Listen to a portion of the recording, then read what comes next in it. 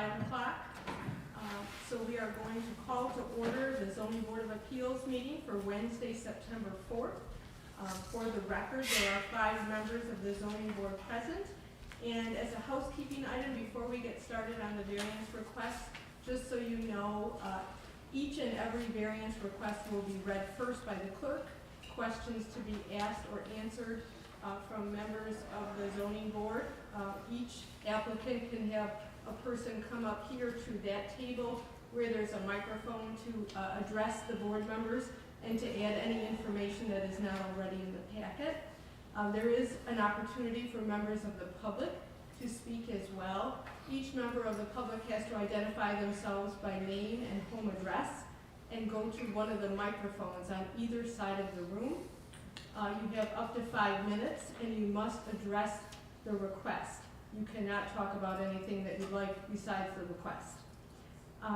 With that being said, we'll ask for the first application to be read. The application of Eric Hubin, 12 Harris Avenue, Jamestown, New York, for 3 area variances to construct a new 17.5 by 20 foot carport and place a 10 by 12 foot shed in the driveway on parcel 388.05-5-22, located at 12 Harris Avenue in an R1 zone and owned by Sandra Hubin. Section 300-0317D, accessory structures. In any R district, a detached accessory building shall not be located so that any part thereof is closer than 10 feet to any other building. Proposed is 0 feet next to house. Section 300-0317E, accessory structures. In any R district, no part of the accessory structure shall be nearer than 5 feet to a side lot line or a rear lot line. Proposed carport is 1 foot from the side property line. Proposed shed is 1.2 feet from property line. Thank you. Is the applicant or the property owner here? Yes. Would you please like to come forward? Please state your name and home address, and you can give us additional information in terms of why you're having these 3 area variance requests. My name is Eric Hubin, 12 Harris Avenue, Jamestown. Other than what's already in the application, I don't have any additional information. Then we will open it up, if you don't mind, to the members of the zoning board for specific questions. Are there any questions? Yes, Mr. Chairman. Mr. Hooven, how long has the driveway been that location? Since before we lived there. And on the left side of your property, if you will, opposite the driveway, how close is the other adjoining house on that side? Their driveway is a foot from the property line. It's at an angle. So at the sidewalk, it's the line, the driveway is touching our property line. As you get further back in the property, they have a garage in the back that goes about 5 feet from our line. Thank you. And Mr. Bradley? Yes, thank you. Have you considered moving the carport and shed back into the backyard? That way you could get the clearances from the property line and the clearance from the house. My wife and I consider that the main obstacle that we have is in the area on Harris where we live, the backyards, or the whole, I don't know what you call the soil is all clay, and the water sits there. It's very, very mucky every time it rains. Even if I walk in the backyard after a rain, I sink down about 2-3 inches. So having any type of weight back there, it would definitely create an issue. Now the shed, what is that set on? What type of foundation? It's just on the driveway. It's a Is pre-built. that skids on it? Yes. Yes, it's a pre-built on a shed. Did you consider graveling farther back into that area like you do the driveway? And then placing the carport back and the shed back on that? I could put the shed further back. That would eliminate the distance from the house, but it would still be next to the property line. Why wouldn't you move it back in toward the center of the back property? That's where we get into the muck of the yard, where it would just sink right down in. I didn't attempt to put gravel or anything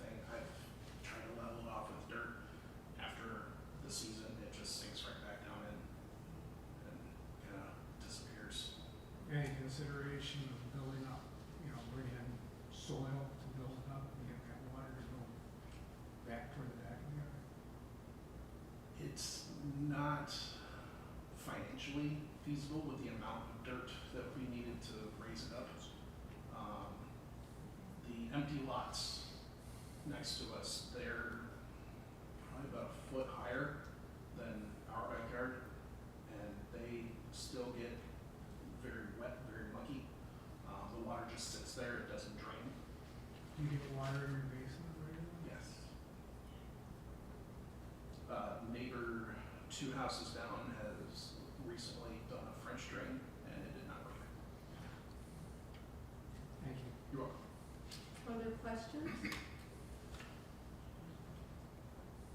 Mr. Hooven, I have a question on, there's an existing structure in the backyard. Is that an old shed? I mean, I went there today and I saw an old shed and looked like a new shed, and then the carport under construction. Correct. The shed that's in the very back was at the end of the driveway. We've owned that for about 4 years. We put that in the very back of the property to make room for the new shed at the end of the driveway. So you're planning to keep that old shed, add a new shed, and then finish the carport construction? Yes, yes. So the issue of that shed, I guess, being on what you would call clay is not a problem? You've got that, so it's not going to sink? It's in the very, very back of our property. Our house is like this, backyard goes down, and then at the end of our property, it goes back up. There's some very large pine trees that the shed sits under, and they provide a very stable surface for it to sit. There is also about 3 inches of gravel underneath that shed. Okay. So it begs my question of how much storage space do you need? You have, now it'll be 2 sheds and a carport. It was my wife and my decision to do it this way instead of building a garage, one for the expense. We got a quote of doing a garage that was $40,000, and we don't have anywhere near that. A shed, or this shed was $2,000 and the carport was $2,000, so that financially made more sense to us to have more of the tools and readily equipment that we use in the front shed, and then garden tractor and stuff that we don't use as often in the rear shed. And is the carport able to be taken down? I mean, I can see that there's some structure already to it. Is it portable? I mean, would it be able to be taken down? Yes, I mean, it's not a permanent structure, it is a temporary structure. As soon as Mr. Scalise stopped by and informed us that we needed a permit and, all variances, we stopped working on that. So it's been as it is for about 2.5 months. Okay. Thank you. Well, Any other questions? actually, can I? Okay, well, go ahead. Oh, I'm sorry. No, you go ahead. Go ahead. I don't know if it made it into the packet, but the property owner of the empty lots, there's 3 perpendicular empty lots next to ours. He is giving me full written signed permission saying that I can be on the property line if needed. He's not going to build, he has no plans on selling. So, We eventually will read that into the record because Okay. that's considered correspondence, but thank you for pointing that out. We did get that as part of our packet. Mr. Moretti? Thank you. How is that carport structure anchored down? Stakes or something? I'm not familiar. they did provide rebar stakes to be driven into the ground to hold it, I guess, from wind taking it up, but it's not meant, it did not intend to be like concreted into the ground. So, is it gonna be covered with a canvas or aluminum? There is tin sheet like roofing material that does go over it. It's just we stopped construction on it, so we didn't actually finish it. And your house is facing west, right? You see the sunset from your Yes. house. I'm just considering, the air currents around here predominantly come from the west. and you got an open carport there, the wind getting under it, and it's held down by, it will be held down by some stakes. I just wonder what the potential is of it holding up to that. And it kind of ties into my other question about why it couldn't be put in the backyard. You said the ground was pretty saturated. I mean, your driveway's got gravel on it, but I don't, how stable is that?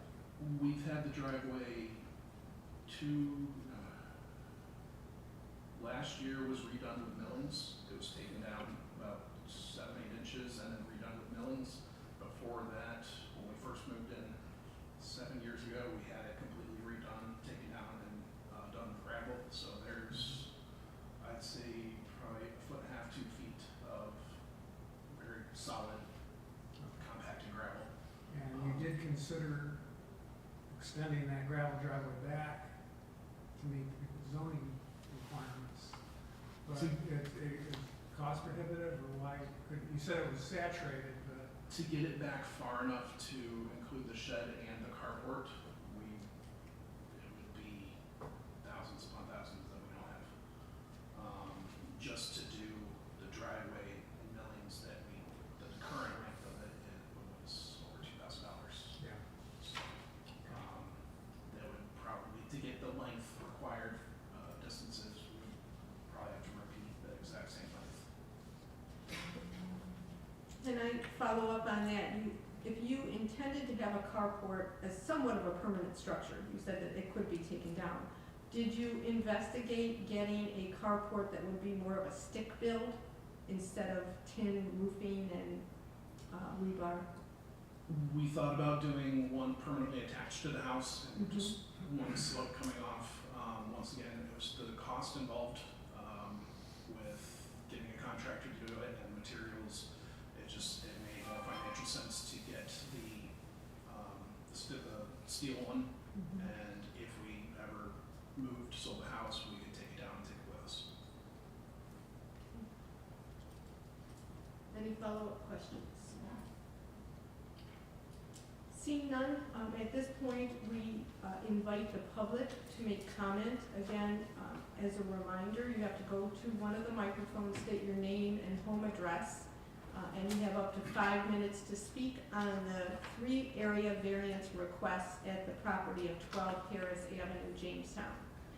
Is there anyone who would like to speak in this public section? One more opportunity. Anyone who would want to speak on the variance request for 12 Harris Avenue? Seeing none, we will close the public comment section. And at this point, the board has an opportunity to have a vote on the 3 area variances, either singly or as a group. It takes 4 affirmative votes to get the variance requests approved. So I'll be looking for members. Oh, I'm sorry. We have to have the correspondence read into the record. Thank you. I, Sandra Hooven, owner of 12 Harris Avenue, Jamestown, New York, 14701, give Eric Hooven all permissions necessary to submit any and all documents necessary to apply for variances related to acquiring permits for sheds and carport. And that was signed by Sandra on July 14th. Also from July 14th, I, Ralph Wallace of 26 Harris Avenue, Jamestown, owner of surrounding properties to 12 Harris Avenue, SBL 388.05-5-18, SBL 388.05-5-19, SBL 388.05-5-20, and SBL 388.05-5-21, do hereby give permission to Eric Hooven of 12 Harris Avenue to place a carport in one shed as close as needed to the property line without going over. That's it for correspondence? Okay. Then at this point, we would be looking for the board to have a recommendation on the 3 area variances at 12 Harris Avenue. We'll have a motion.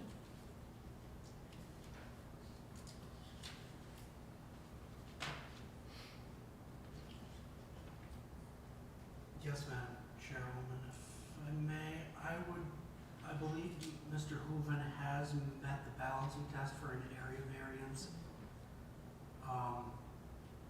varying degrees, but at this time I would, do a joint motion on all three to approve the area variances as proposed. Thank you, Mr. Thomas. Is there a second to that motion? I will second it. Thank you, Mr. Peterson.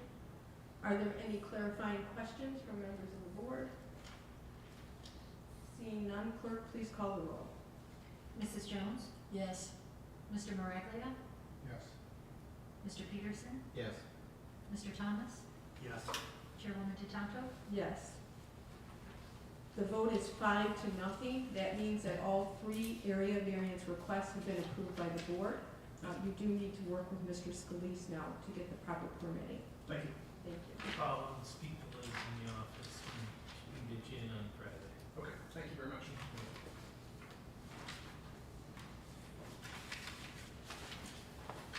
We're ready now for the second request. If you would read that, please.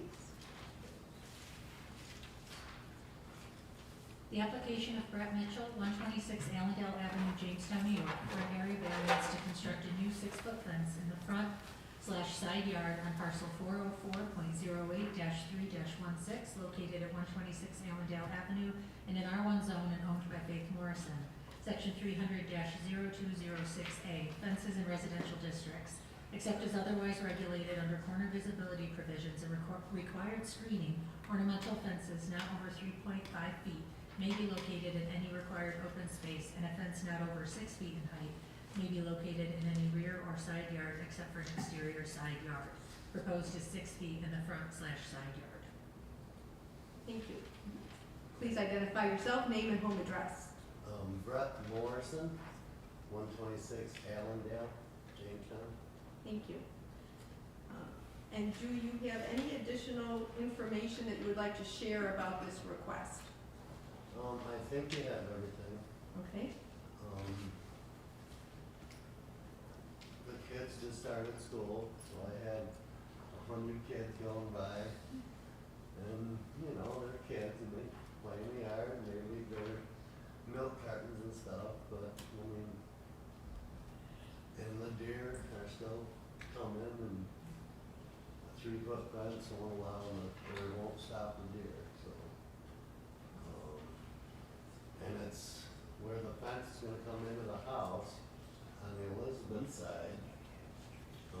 It's like 100 feet from the Allendale Road. So, I mean, there's no obstruction of traffic, or they can see around the corner. It won't obstruct traffic. I don't know if you've been by and saw the other fence, but that's the way it will be.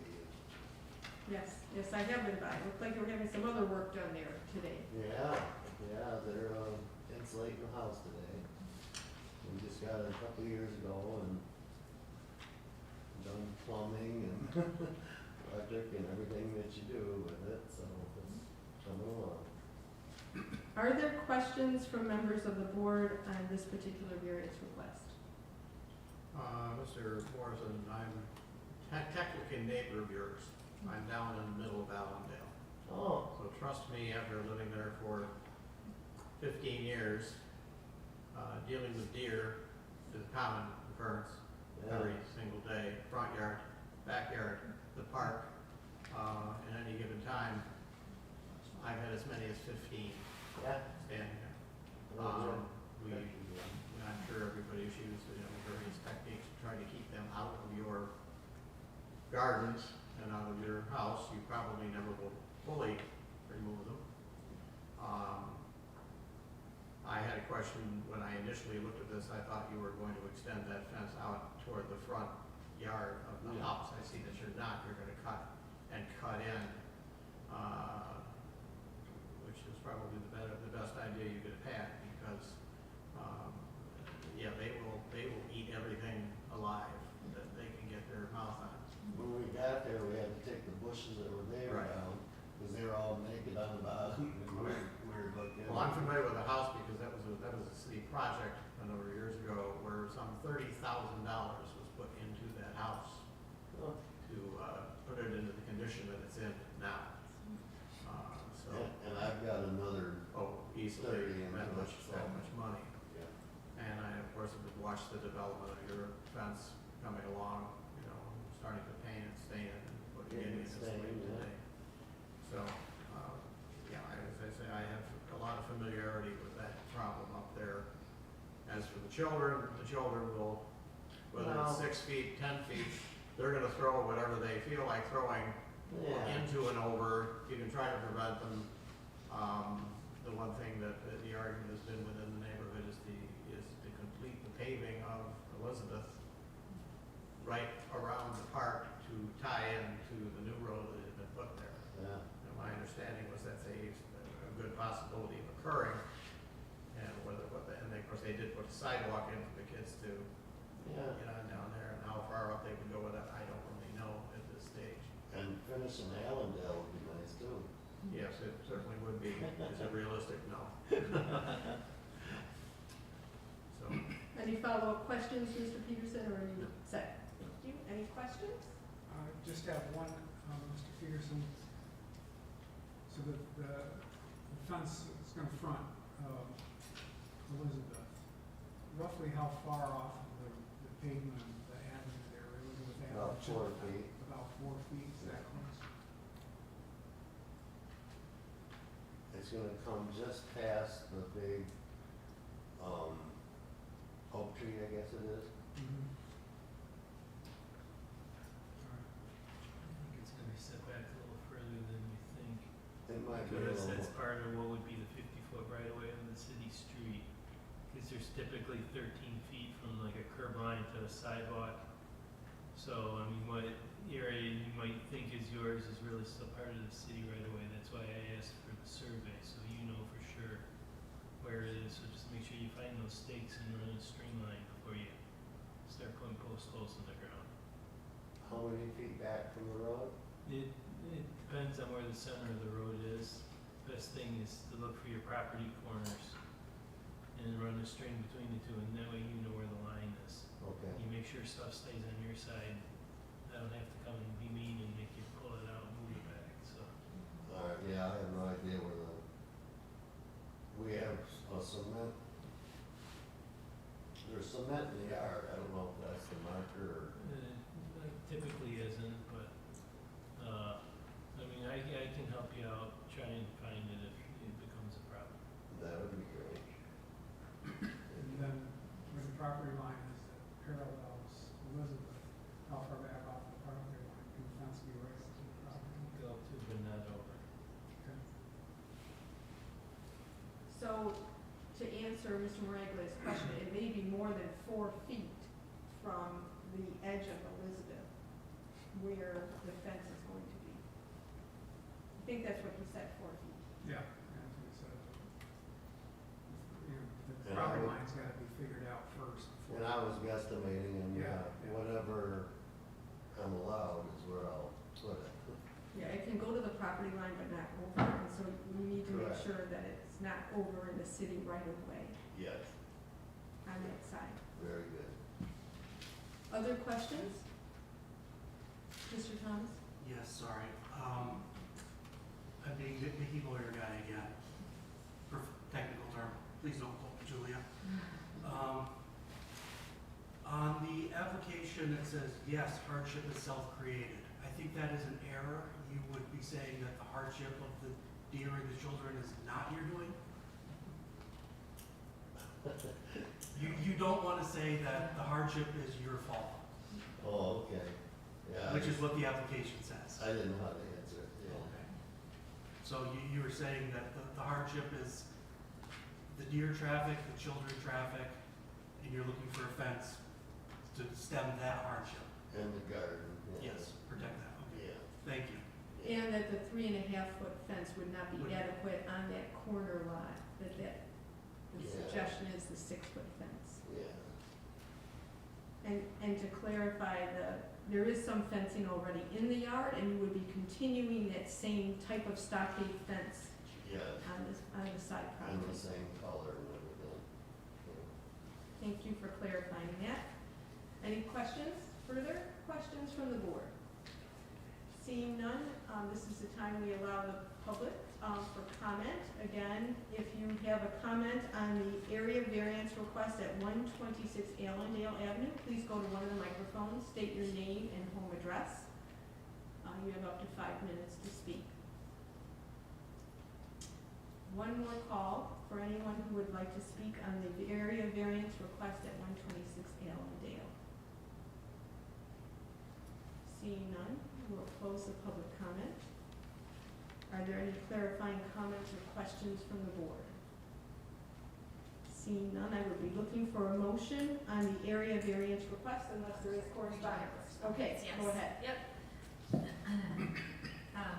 Mr. Morrison had a neighbor sign this letter that states, I, Brett Morrison, have a plan to build a 6-foot fence, wood, on the Elizabeth Street side and enclose our backyard. Do you believe that will have an adverse effect on our neighborhood or affect you?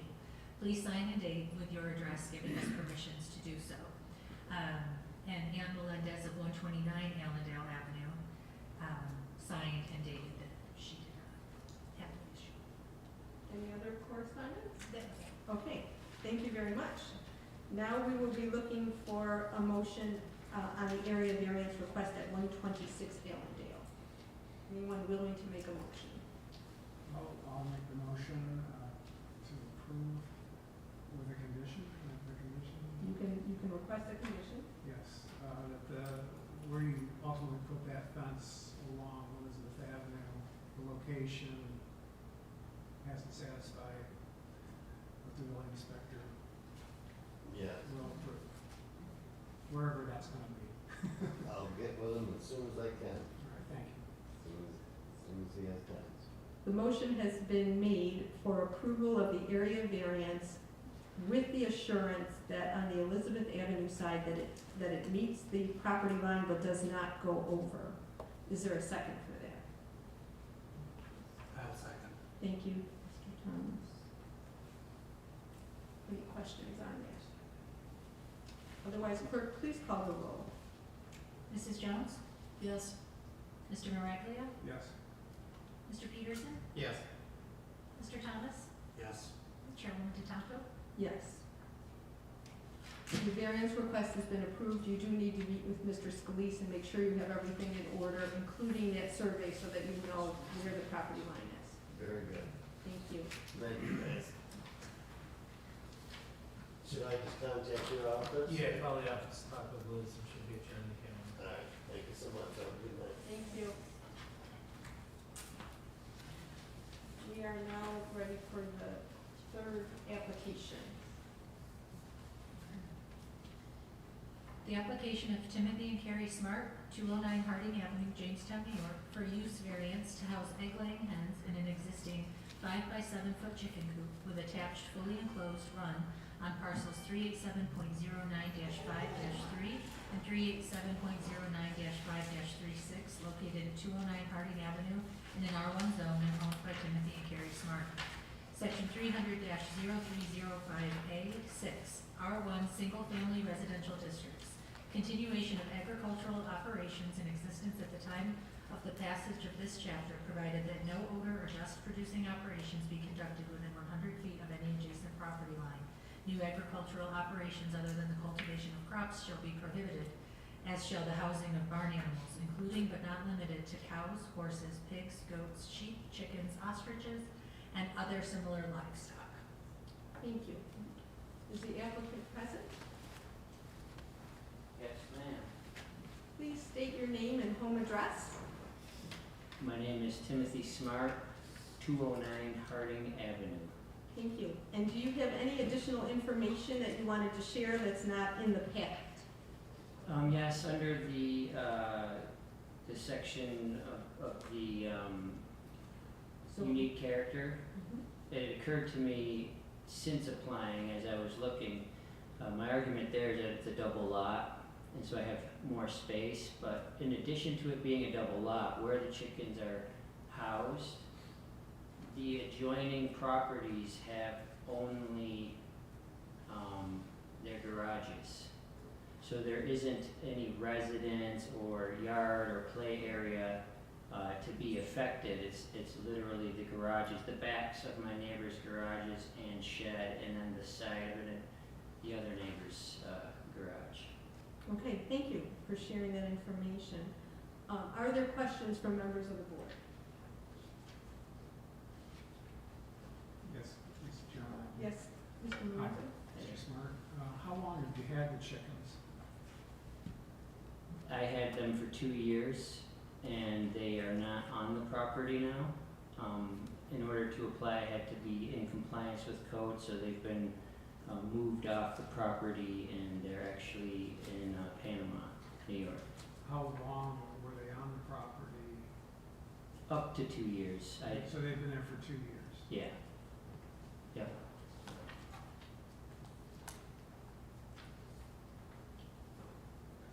Did you have other questions? No? Any other questions? Mr. Smart, as you may or may not know, I was a former code officer for this city for 17 years. And in the history of dealing with this issue, I dealt with everything from chickens, ducks, cows, mind you, someone had a cow in the backyard of their property, which was fascinating to say the least, and they couldn't understand why they had to get rid of it, but we worked on that. And the problem with chickens we had primarily was, again, the code is long-standing, and I appreciate the fact that other communities allow it.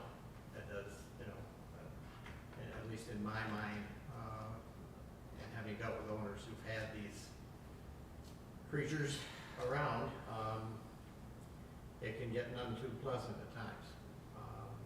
It's that simple. They are noisy, and that was one of the complaints we had from other neighbors after a period of time. Was the noise levels. I do recall a property, I believe on Lafayette Street, where we had 8 or 10 chickens in the side yard facing the street, and it was almost deafening at one point when we went down there because of the noise issue and the dirt. Chickens are chickens.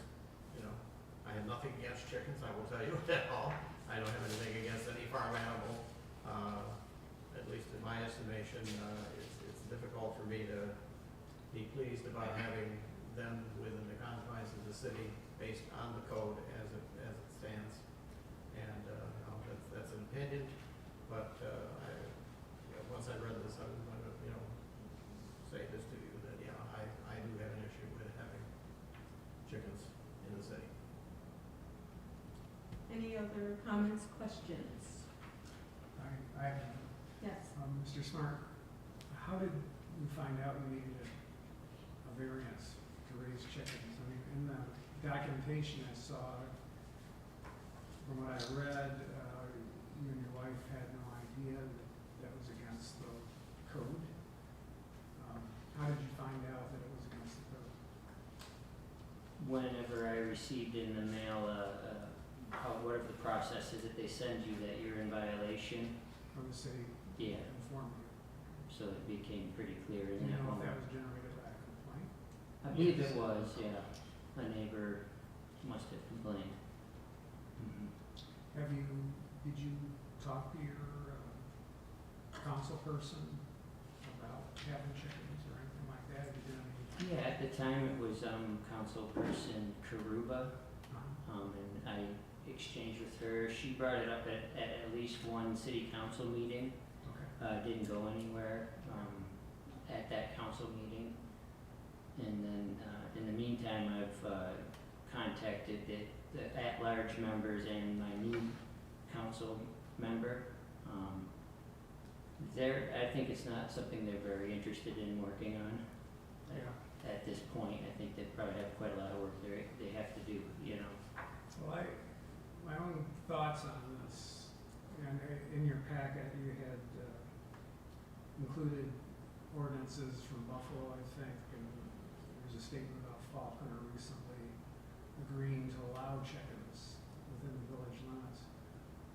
My personal thoughts are this is not the way to go about getting chickens on your property.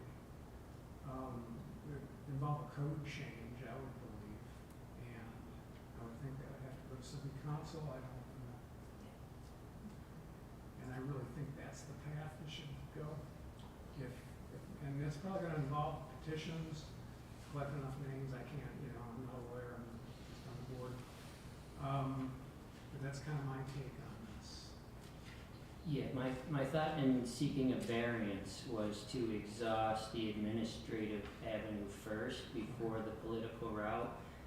There was an article in the Post-Journal just prior to a big push by the city to enforce the chickens, and it was all seemingly coordinated. But in that article, it mentioned quite a bit of the article was about variance and how members of the public citizens could apply for a variance, and that was a route, and at that point nobody had. So I thought it would be wise from my perspective to do that, to see how that goes. Other questions?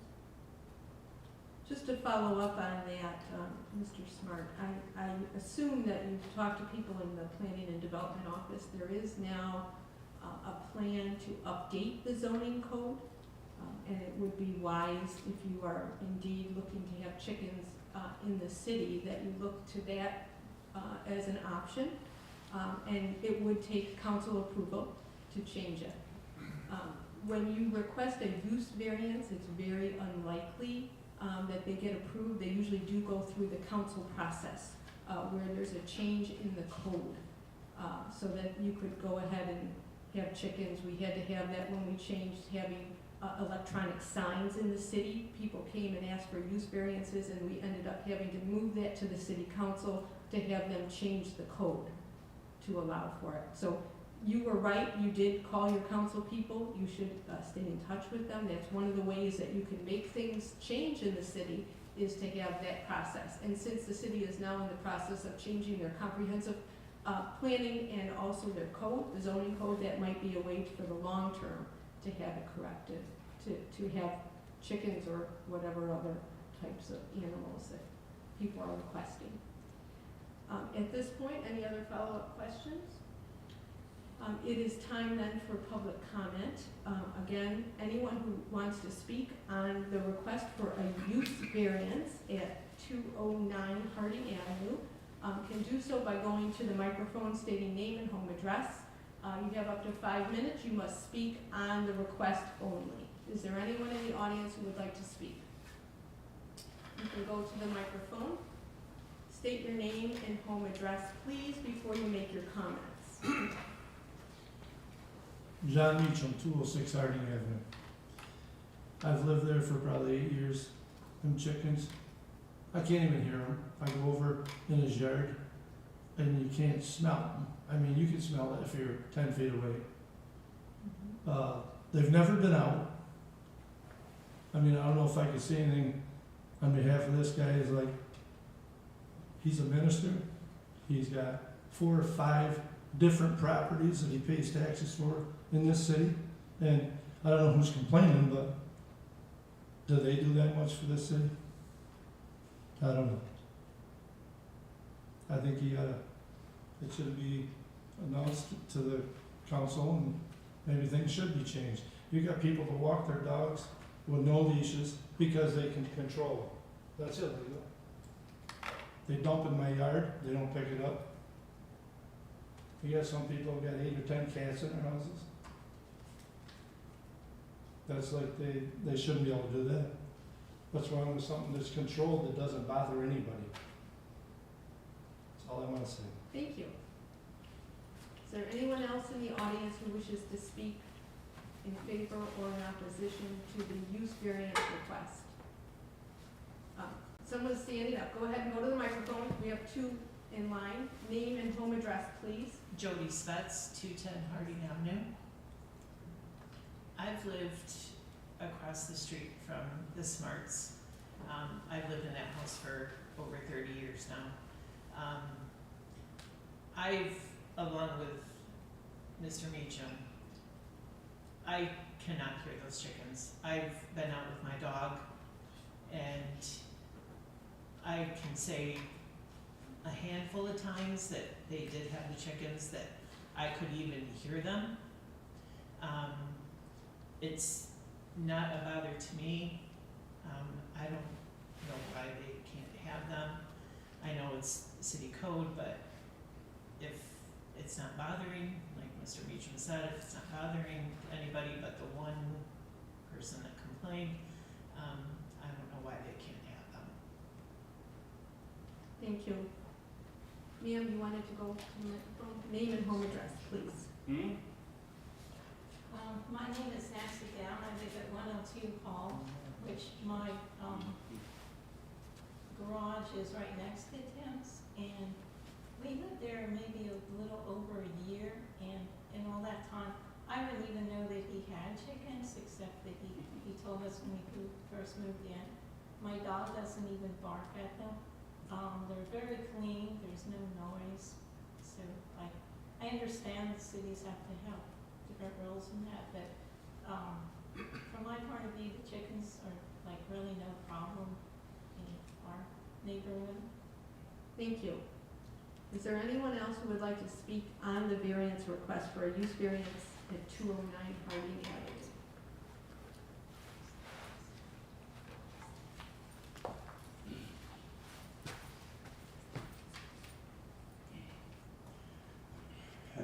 I'm Paul Snow, and I live at 104 Hall Avenue, and he's right behind me as far as property is concerned.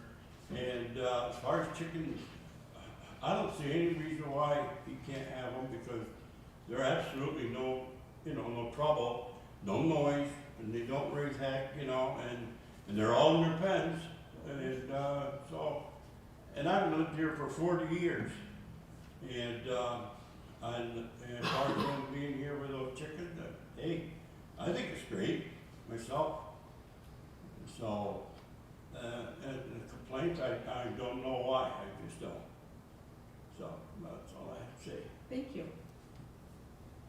Is there anyone else who would like to speak on the use variance request? One more call. Anyone who would like to speak on the use variance request for 209 Harding Avenue? Seeing none, we'll close the public comment section. At this point, do we have any correspondence? We do have. Okay.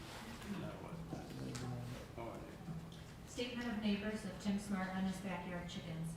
By signing below, I certify that I am a direct neighbor of Tim Smart, the resident of 209 Harding. I further certify that I am aware he has backyard chickens and that I do not have a problem with the chickens being in our neighborhood. This was signed by Jody Spetz of 210 Harding Avenue, Joseph Bellin of 102 Catlin Avenue, Doreen Lane, 104 Catlin Ave, Paul Snow of 104 Hall Avenue, Tavia Rowan of 102 Hall Avenue, Nancy Down, 102 Hall Avenue, and Chad Plaskin, 109 Catlin Avenue. That's it. Thank you very much. Are there other clarifying questions or comments from members of the board?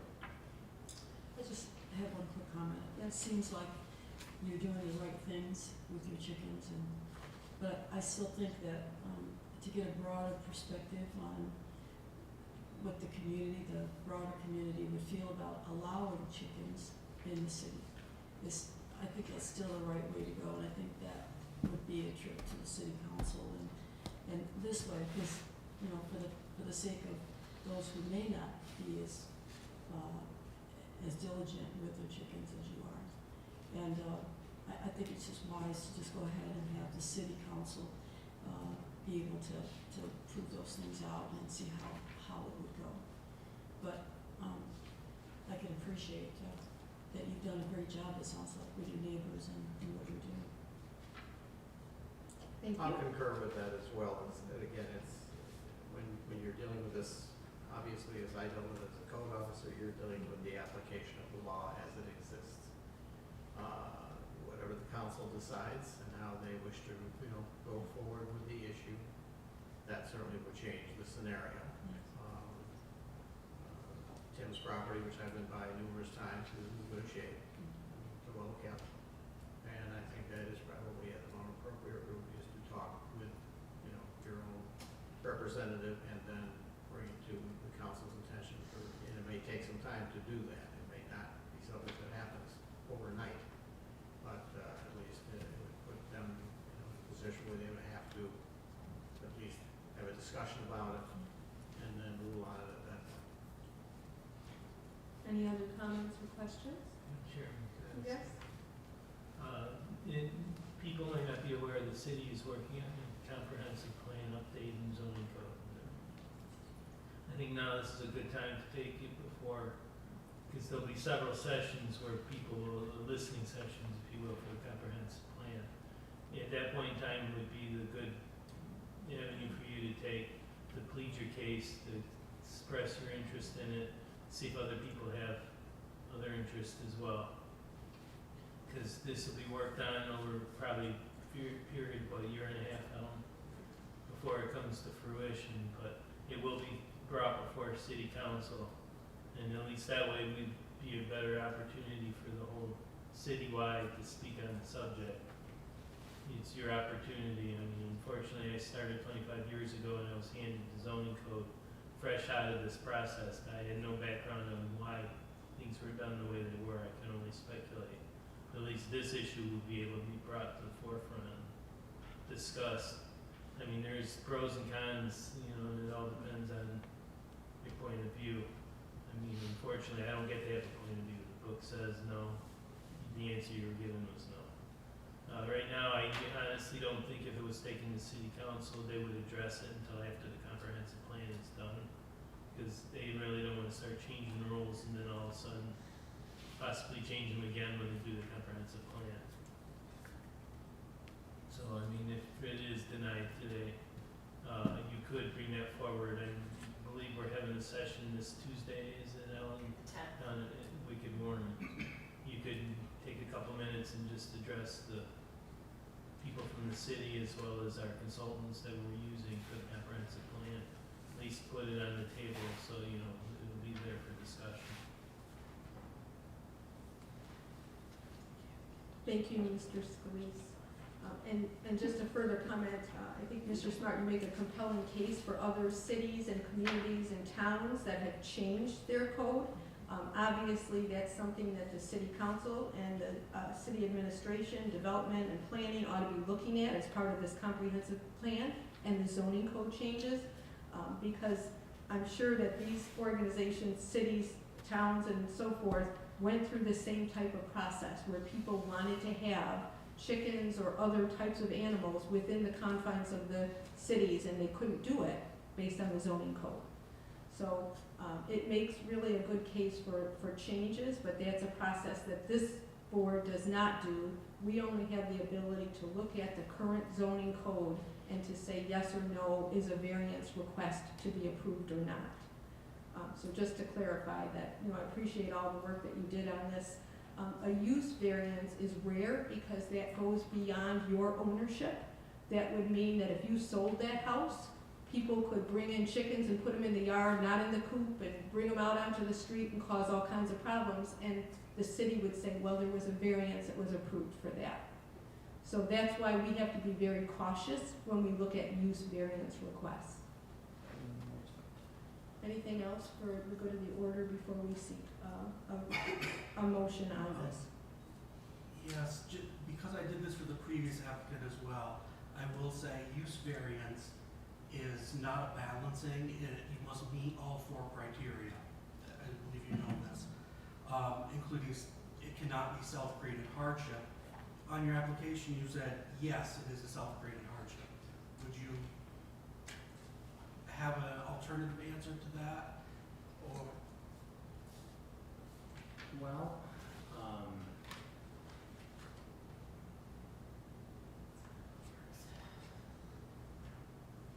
not to the, so it kind of crosses into the political argument really, and that's not what this board is looking to do, but I would say there is a much broader hardship in the economic situation with inflation, cost of food, so my motivation in having chickens was, you know, food security. But I don't suppose that is really addressing what you're asking with that. Anything else? At this point in time, if there's no other questions or comments from the board, I'd be looking for a motion on the use variance at 209 Harding Avenue.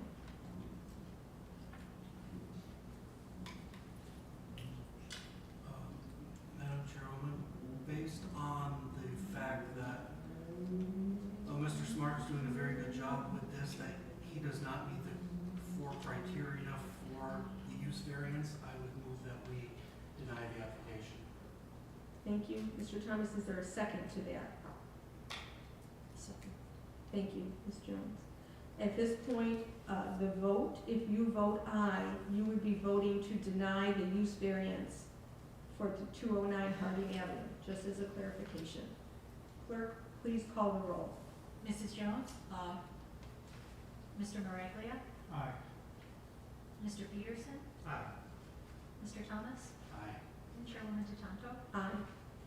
I'm sorry, but a use variance, again, is very difficult. I would hope that you would take the steps to go to the council and ask for a change in the zoning code to allow for the chickens within the confines of the city.